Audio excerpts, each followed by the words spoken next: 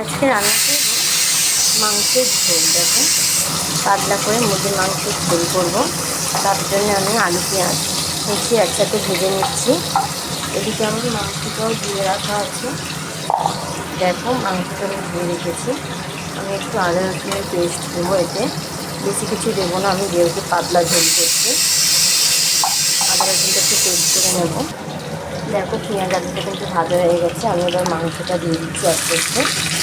মাংসটা একটু ভেজে নেব, নিয়ে আমি তারপরে আদা রসুনটা নেব। মাংসটা একটু ভেজে নিয়ে আদা রসুনের পেস্টটা আমি দিয়ে দেবো। দেখো, আমি আদা রসুন বাটাটা হয়ে গেছে, আমি আদা রসুনটা দিয়ে দেবো।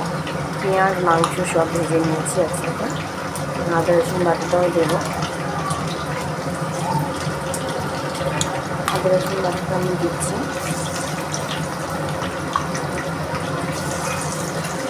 আদা রসুন বাটাটা দিয়ে আমি ভেজে নেবো ভালো করে আরেকটু।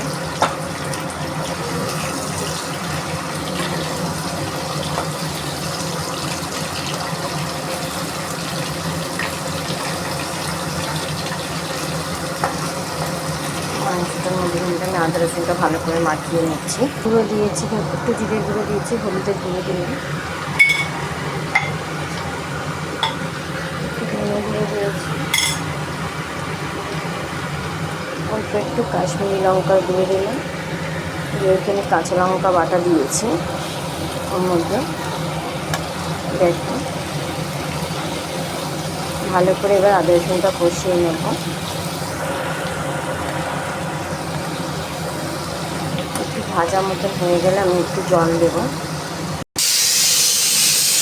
মাংসটা কিন্তু আমার কষানো হয়ে গেছে। দেখো, আমি এবার জল দিয়ে দিচ্ছি মাংসতে জল দিয়ে দিচ্ছি। আলুটাও প্রায় সেদ্ধ হয়ে গেছে, মাংসও সেদ্ধ হয়ে গেছে কষার সাথে সাথে। আমি একটু ঢাকা দিয়ে রাখবো, ফুটে গেলে আমি একটু দেখে নিয়ে নামাবো।